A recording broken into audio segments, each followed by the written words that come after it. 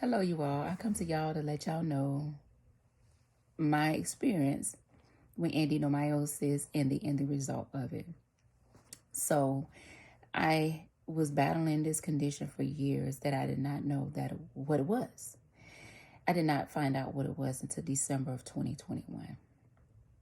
So, I got my tubes tied March 20th, 2007, the day after I had my daughter. Why they ain't do that thing the same day, I don't know. They did it the next day, but that was my third try of trying to get my tubes tied because I got pregnant several times with birth control. Several times with birth control. So please just tie my tubes. But anywho, I digress on that one. Okay? But I was having cycles 2 times a month, heavy cycles, everything. They tried everything. They meaning the doctors, the medical professionals, thought it was just my thyroid. Now I have hypothyroidism, which will be a whole nother video and story. Okay, I'm gonna get as much as possible in this video without telling too long of a story, okay? So they put me on birth control pills, and that wasn't a good thing. These attitudes and moods just wasn't cutting it because I was getting tired of myself. So, doctor, can you please, no, we're not doing this. My tubes are tied. I don't need to have this, okay? They cut, burnt, and tied. They were. So, got off of that. They were monitoring me. I did things in regards to my thyroid that we will not discuss right now. But it got to a point, time going by, and I'm still having these heavy cycles, telling the doctors, look, these cycles are heavy. We're going to try this. We're going to try that. We're going to try this. So I was the guinea pig of all this birth control. And ain't nobody said nothing about nothing. So after they dealt with the issue with my thyroid, I went to one cycle a month. But it was heavy. Over time, it got heavier and heavier and heavier and heavier. So one day I went to the doctor and I asked, if I'm not mistaken, it was August of 2020. Yeah. August of 2020, I went to the doctor and I asked them if I can get an ablation because I heard about it. I said, can I get an ablation? And they said, we need to try something else before we do the ablation.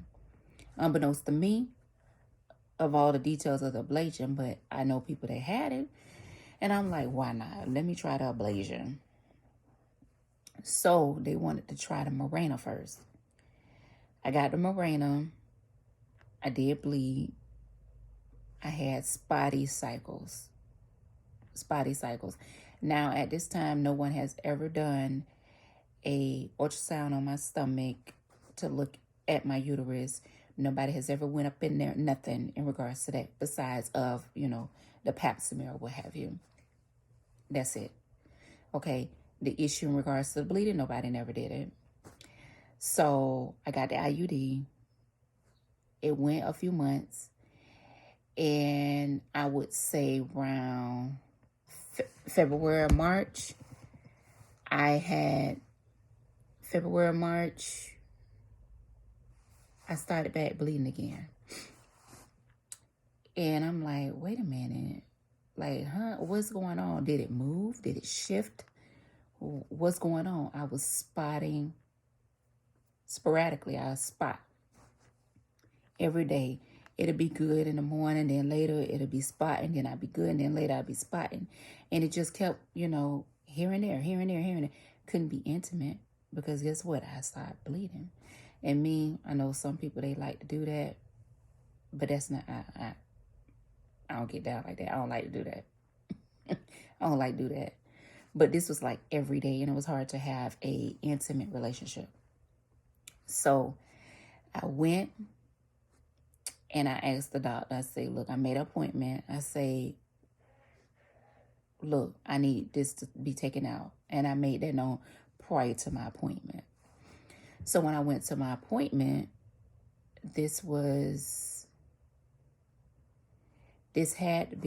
like in September of 21. So I had this in for over a year. So September 21, I went and they took it out. When they went in there, they seen a polyp and they said, this could be the reason why you were bleeding. And this was outside. It wasn't inside. It was outside. They didn't look inside. Inside.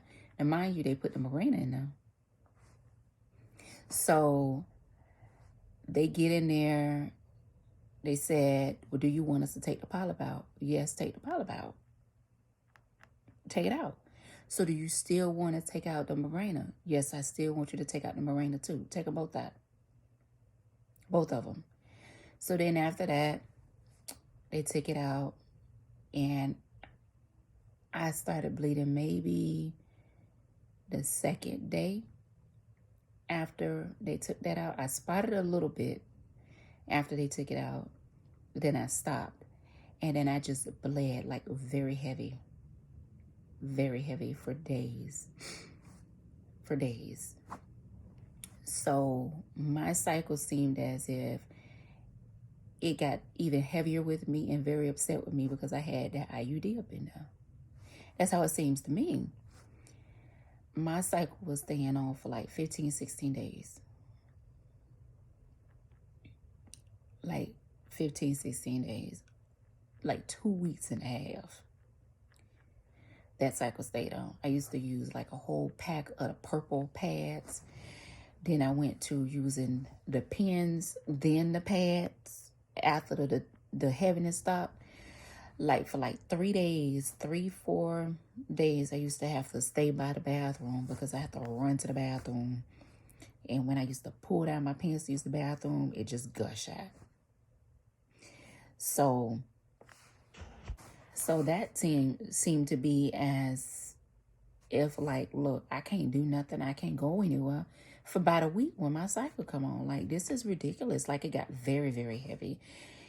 And I used to bleed out of the pants.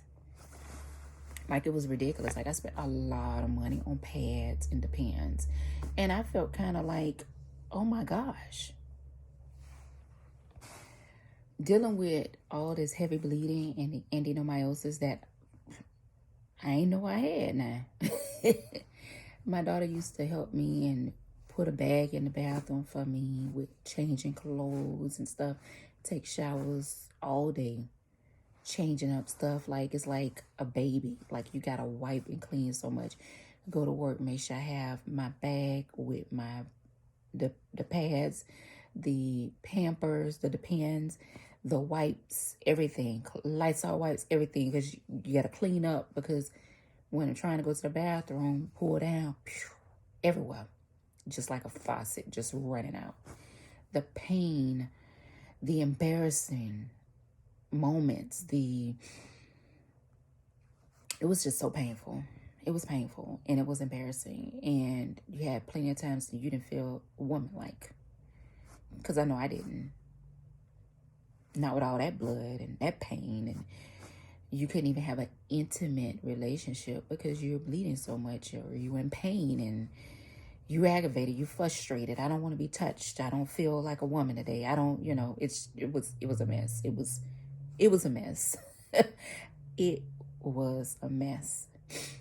So I'm going to my doctor, telling them how much I was bleeding after they took out that IUD. And they outsourced me because in this doctor's office that I go to, everybody's in there, gynos and all, in the doctor's office. So they outsourced me, and this was in September, right? Now, I didn't get a call until November. I didn't know they did a referral, and I didn't know they were outsourcing me. So I did mention after they took IUD out, I mentioned again about the ablation. So I get a call in November. This was before Thanksgiving from a doctor. And I was like, I don't know. I don't want to deal with it right now. Can we just wait? I pushed the date of the appointment back till December, mid-December. So this is a gynecologist that I'm so glad that I was outsourced to, and I met. December 14th, I went to my appointment. She said, wow, you've been dealing with this for over 10 years. She said, I'm so sorry. So she said, she asked the questions. She said, within 30 days, we're going to have this taken care of. December 14th, 2021, she sat in her office and said, within 30 days, we're going to have this taken care of. After she told me that, she gave me my options. This was before anything else.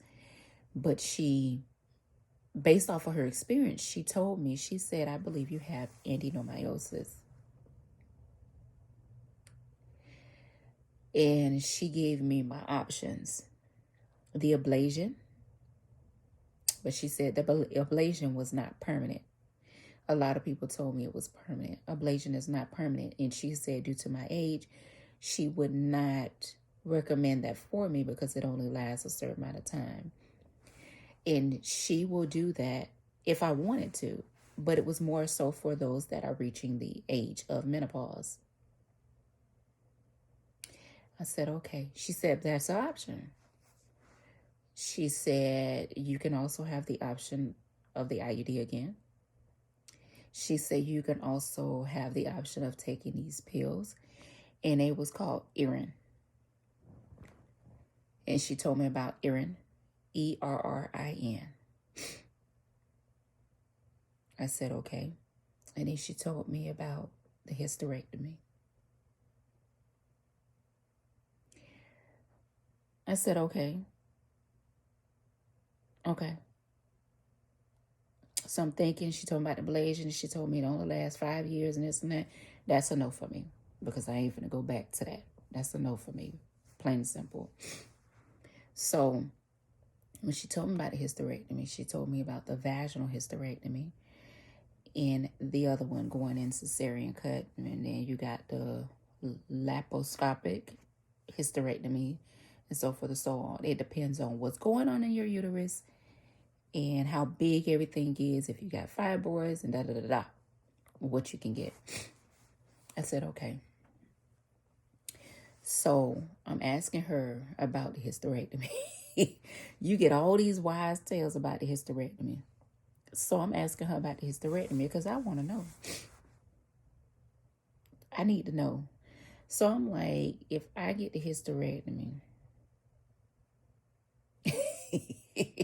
would I be able to perform correctly?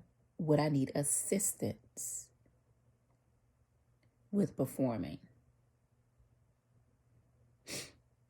Am I going to be dry like some powder?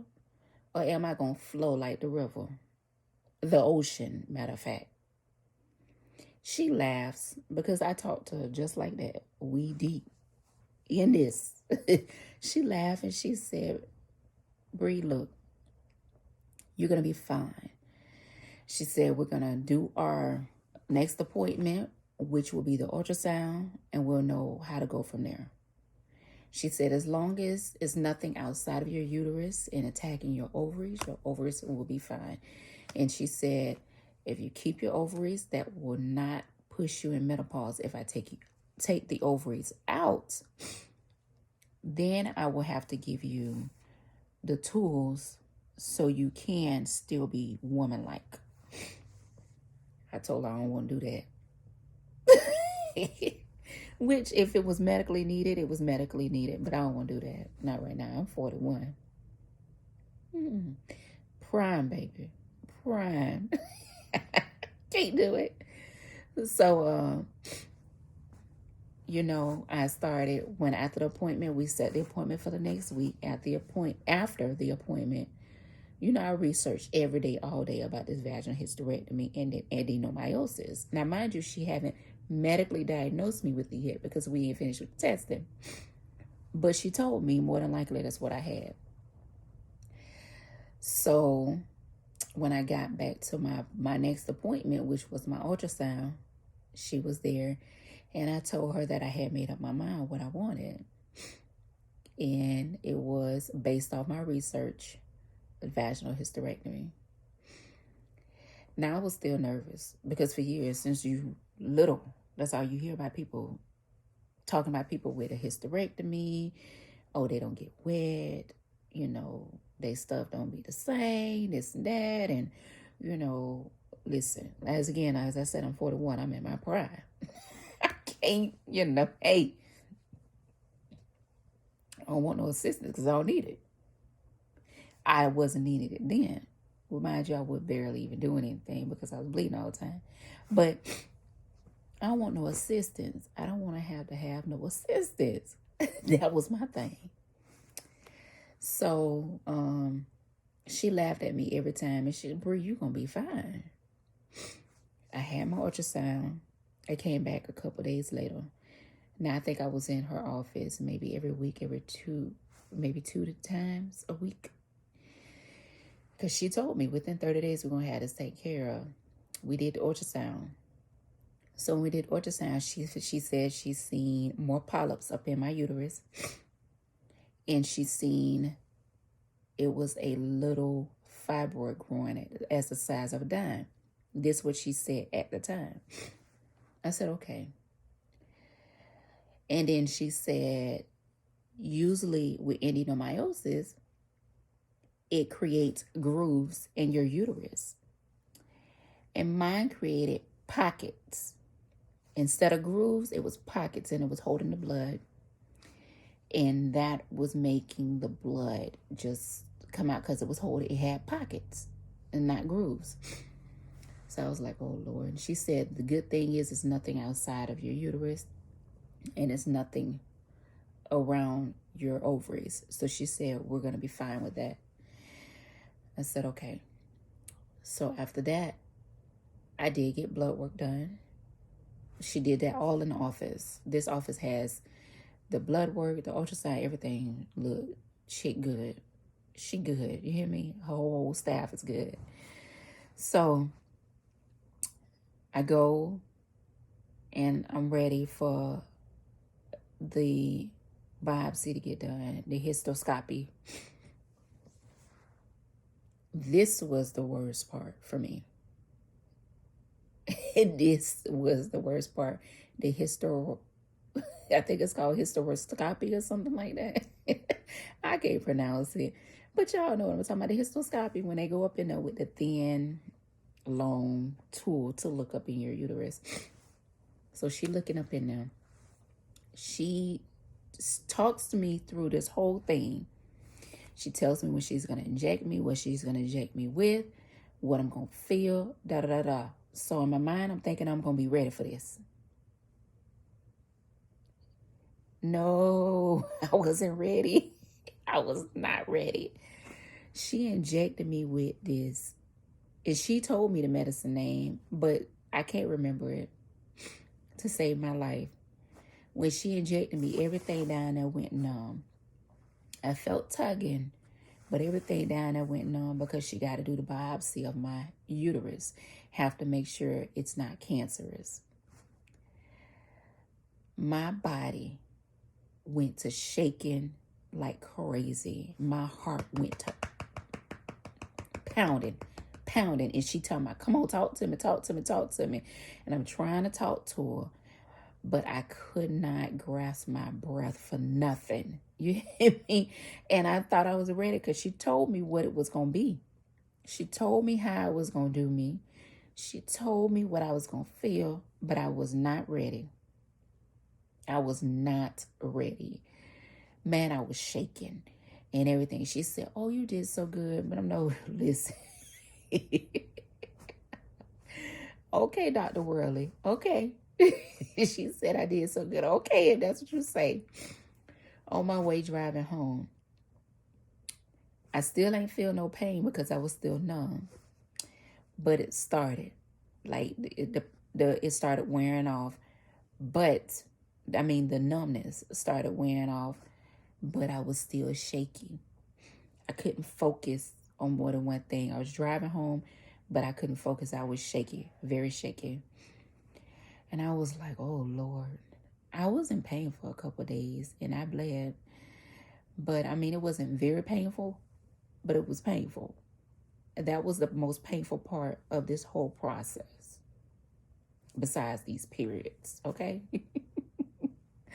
So when we got the results back for that, she told me it was benign, which means that I did not have cancer. And we already had set the date for the surgery. So I'm at work, and the surgery was supposed to be January, I think it was January 19th, the surgery was supposed to be. So she called me. Let me see. Let me get the exact date. I'm going to get the exact date. Yeah, it was supposed to be January 19th. But she called me a couple weeks prior. Well, the same week I got my results back, basically. And she told me, she said she has a cancellation. And she wanted to get me in and have my surgery on the 12th. So I needed to come in to do my pre-op on the 10th of January. And I said, okay. She said, I want you to get you in here because I don't want you to experience another cycle like that. Now, mind you, I told y'all she gave me Erin in the doctor's office in December 14th. When I went to her, this was before my cycle came on, but it was fin to come on. And she said, if you start taking these pills, you shouldn't have a cycle. But she said, since you're already ovulating, you're probably going to have a cycle, but it won't be that bad. Man, that cycle came on and it was heavy. And it said, to hell with you, Erin. Erin, whatever it is, Errin. It said it wasn't even studying that. So she was like, really? She said, no, you shouldn't be. I said, yes. I'm on it right now. It was heavy too. So I did my pre-op. And when I went for my pre-op, I was on my cycle again because she wanted to catch it beforehand. But I guess the cycle said, you finna have this one more time. You finna see me one more again before you get rid of me.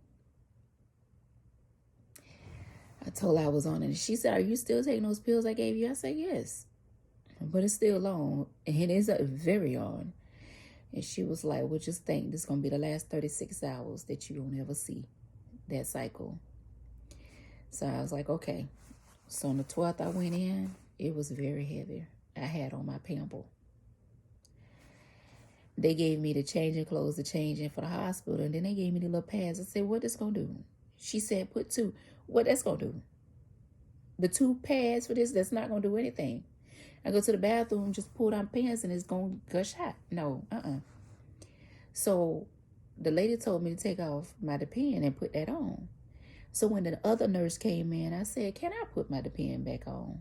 I had a new one. It's not one the same.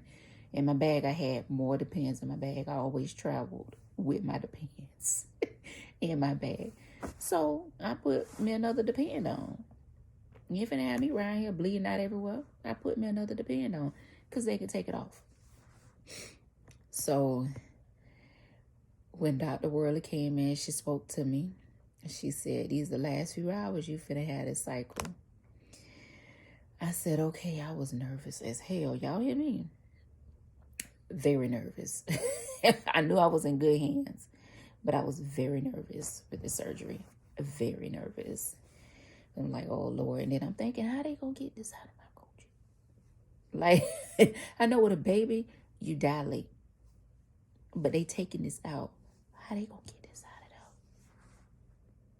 Now, God didn't allow me to look this up because I did not see this part and I didn't look it up until after my hysterectomy. I ain't look it up until after my hysterectomy.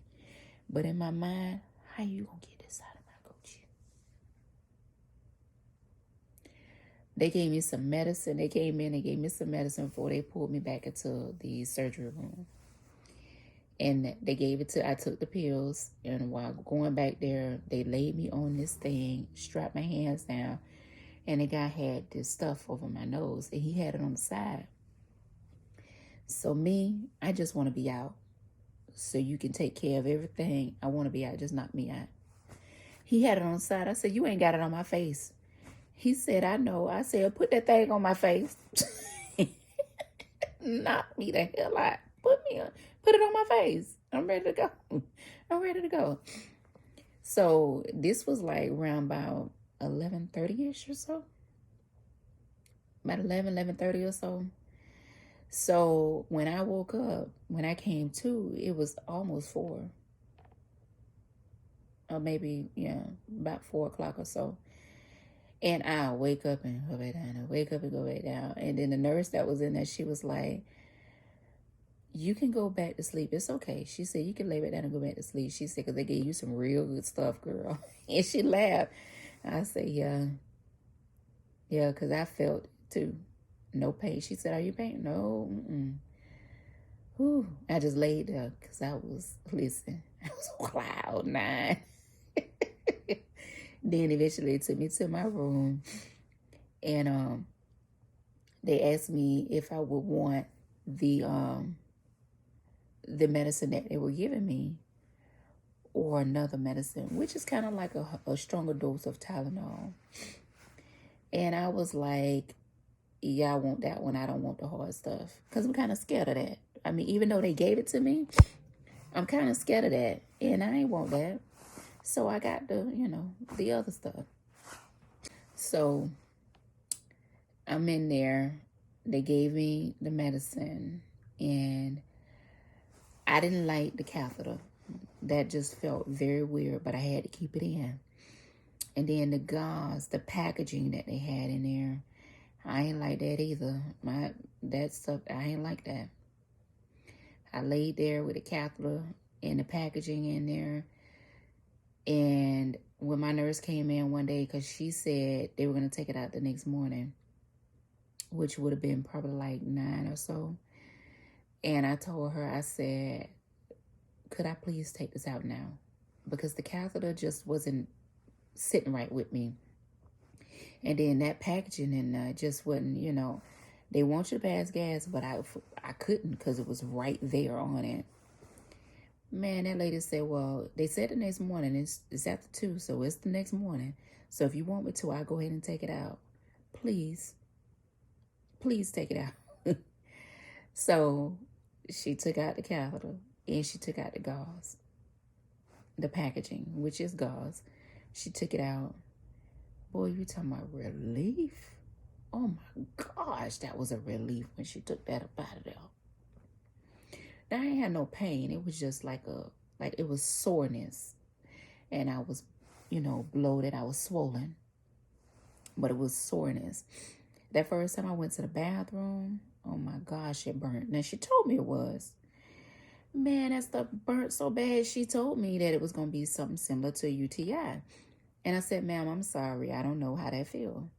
And she said, you never had a UTI? No, ma'am. I don't know how that feels to have a UTI. I don't know. She said, are you sure? Yes, I know what I've had before. I've never had a UTI. And she said, well, okay, well, it's going to burn. I said, okay. I went to the bathroom. Boy, I lightly jumped up out that damn room. It burned so bad. But it took me like maybe 3 times before I didn't feel it anymore. The burnings. It took me about 3 times. But it just felt like an emptiness down below, like in the bottom of my stomach, and I was sore. Nope, it wasn't pain. It was no pain. And it was no blood. No blood. Oh, thank God. No pain, no blood. They ain't have to cut me or nothing. So Dr. Worley came in to talk to me. I was so happy to see her when she came in there. When she came in there, and she was like, well, I'm going to tell them you can go home because you're doing awesome. And she said, I just want you to know that your surgery only took 45 minutes. She said, that's the quickest surgery that I've ever had done, ever. She said, I've never done this surgery that good, that quick. And she said, my anatomy was great. And I said, oh, okay. And then she said, I'm going to tell you something. She said, when I got in there to get your uterus out, she said, I took your uterus, your cervix, and your tubes. Both of your ovaries are still in there. I said, okay. She said, your uterus? She said, you remember when we said you had a fibroid the size of a dime? I said, yes. She said it was actually way bigger than that. She said it was bigger than the size of a dime. And she said it was spongy. She said you had a bigger fibroid. It was only one, but it was a bigger fibroid and it was spongy.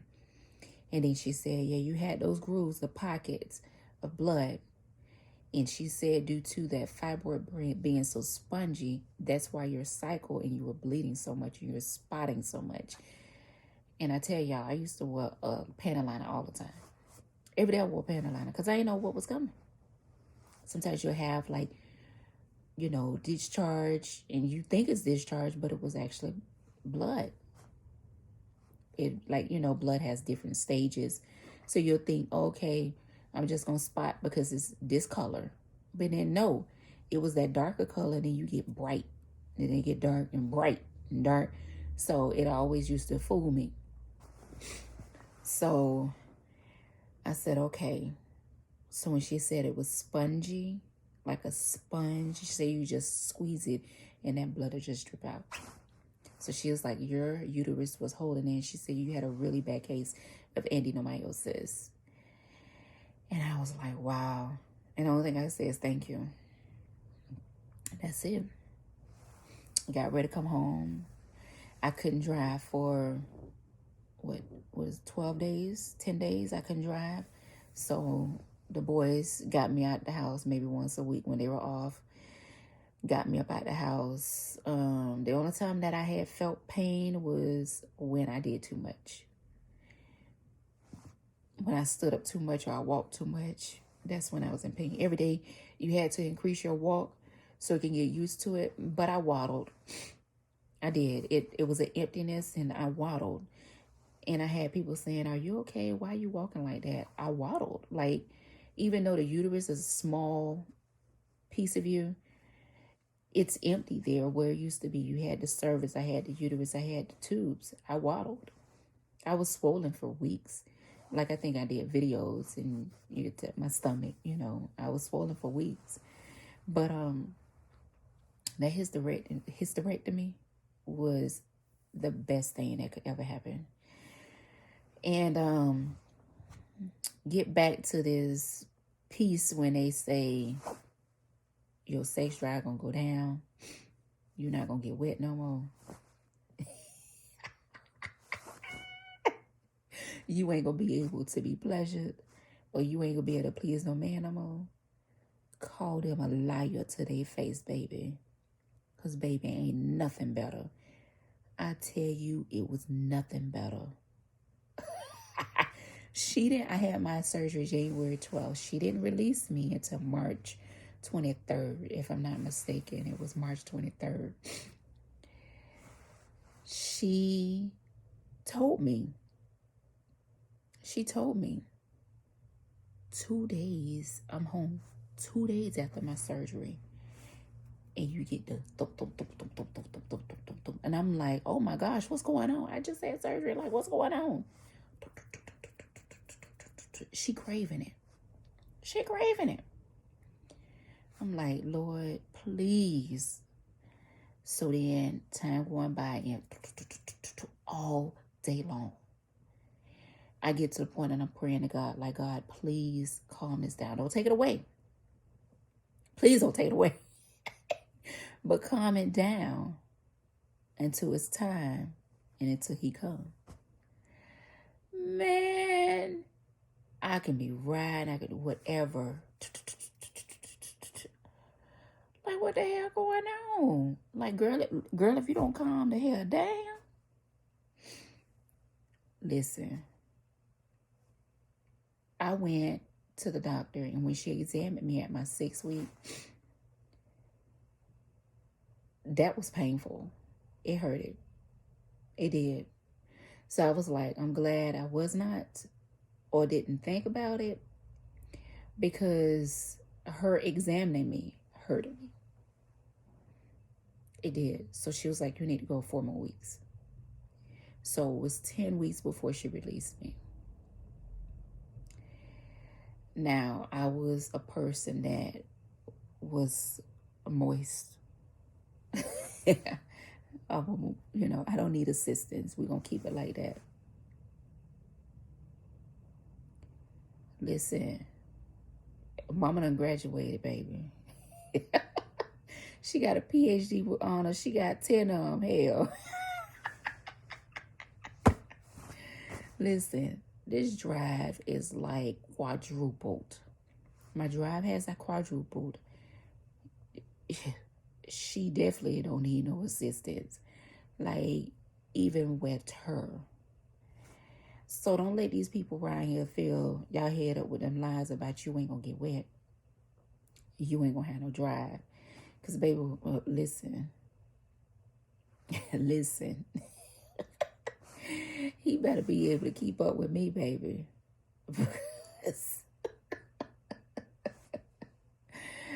Listen, I don't even think the Energizer Bunny got anything on me right about now. I work and I work and I work. I burn off a lot of energy, but I still have a lot of energy. But yeah, don't let people fill your head up with anything. And to not have to worry about a cycle, to not have that pain, to not have to wear a panty liner every day. Listen, I was used to wearing a panty liner, so after I had my hysterectomy, I still wore one even after she cleared me. Even after I ain't seen anything, I still wore one. I wore one after the hysterectomy because you still gonna have that discharge. Because when it heals in those, when the sutures dissolve, you're gonna have that discharge because that's coming out. But she did the cuff. She said the cuff was fine. Everything was fine. She said she kept me the same size and everything. But to be honest, I don't think I'm the same size. I don't think I'm the same size. I think I'm kind of a little shorter than what I was. Just to be honest. I think I'm a little shorter than what I was. But, who knows? The cervix had, more give and stuff. This is a cuff that they created. But, she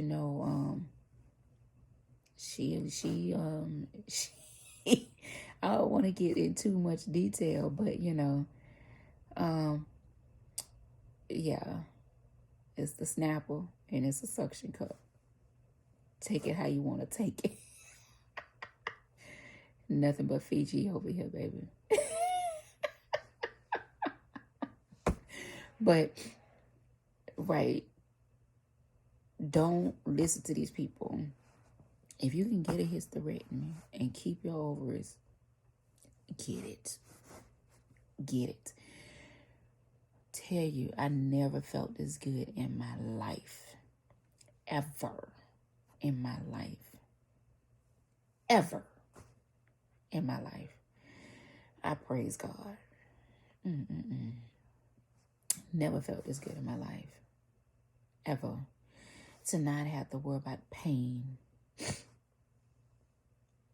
All that bleeding. It's awesome. I don't have to buy pads for me. I don't have to wear panty liners. And I haven't worn thongs and G-strings in years. So many years. And after I had my surgery, they had a sale on thongs at Victoria's Secret. And I ordered like a month's supply of thongs. Man, I wear them thongs like they ain't nothing. And I ain't used to wear the thongs because I used to bleed so much and had those issues. And then I got to have a pad and, this and that. So I didn't feel woman-like, So I didn't wear thongs. I love them things. Y'all hear me? I love them thongs. And I like the way they have my butt sitting. Love it. Like, where the hell this girl was at? Like, God, did you not want me to be this chick back in the day, a few years ago? Because, baby, I would have turned the hell up. You hear me?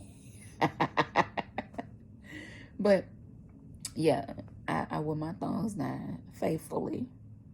I love my dresses. Um, I've started, it seems like I found myself.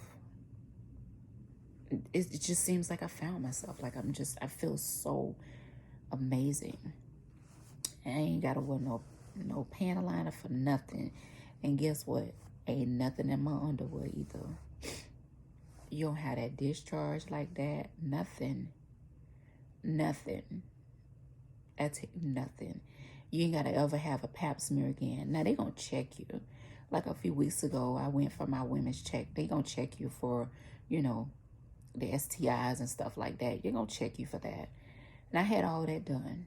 But they don't have to go in you and do, you know, the stuff, because I ain't got no uterus to check for, no cervix to check for, no cancer. You know, so that was better, you know, but yeah, life is good. Life is better. And Lord, yeah, it's like that. Yeah. I could go and get in the water if I want to. Now, I can't swim, but I could go and get in the water when I want to. I could have me a night whenever I want to. I could go on a vacation and turn up whenever I want to. I ain't got to worry about a period coming on. I ain't got to worry about being pregnant. I ain't got to worry about none of that. None of it. But I tell you, I got my energy. It feels like it's 10 of me sometimes. And baby, that thing still.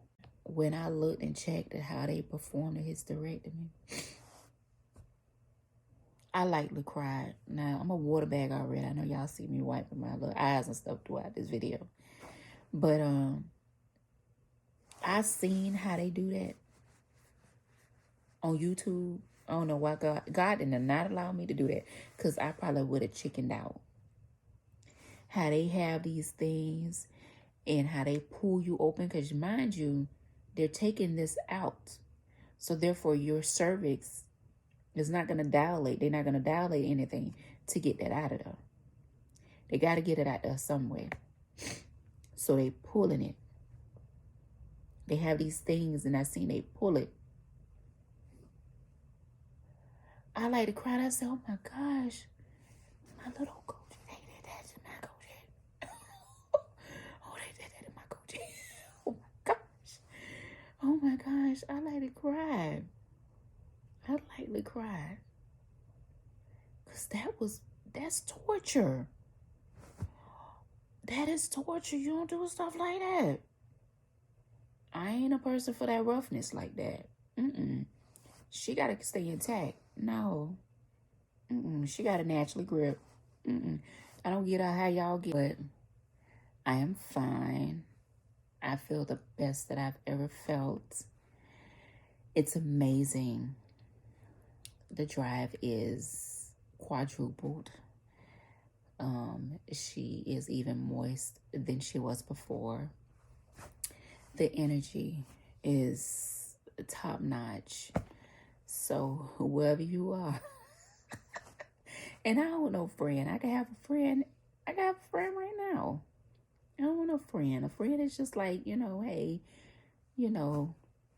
I need some, come on over here, whatever, or let's meet up and we'll go to this hotel or something. That's a friend. If that's why I want to stay in the friend level, then I won't look for nobody, or they won't look for me. Or, I won't sit and stress myself out and have my heart beating when I'm trying to talk to a little handsome brother. And I only did that one time. I like to give myself a heart attack, but I only did that one time. But baby, he was worth it. He was worth it. So, hey, it is what it is. But, yeah, and that dude come over. You come holler at me. You want me? Come correct. I will tell you straight to your face, you want nothing. You wasted my time.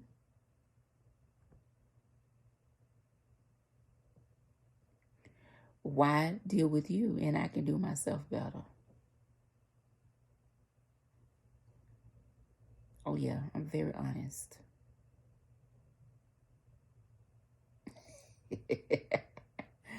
And if you can't keep this on my face, don't come my way. Okay? Don't come my way. But I'm very strong willed. And yeah, it take a good one to handle me. The attitude, the mood. Y'all know everybody have attitudes and moods, but I like someone that can properly and respectfully check me at times. I find that very, very sexy. Very. So sometimes I misbehave just cause I like the response. Okay, let me leave y'all alone. That's my little thing of me and my hysterectomy, the little snippet of everything. And yeah, y'all have a good one. And those out there that is thinking about it or scared to get it, go ahead and get your hysterectomy, girl. And live your life to the fullest, baby. Because I'm trying to look and see, how much more do I need to work to go on this next trip? Baby, what trip do I want to do for my birthday, on this 42nd birthday? Because, baby, I know I ain't going to be on the period. And I know I'm going to have the energy to do it. You hear me? So, let's live this life, baby. Because who knows when we're going. So I'm going to live this life, baby. Let's plan the next trip. Where we going next? Y'all take care. Get that hysterectomy, boo. Stop thinking about it and get that hysterectomy because, baby, you're going to be popping it and it's going to be gripping it like never before. You hear me? I love y'all.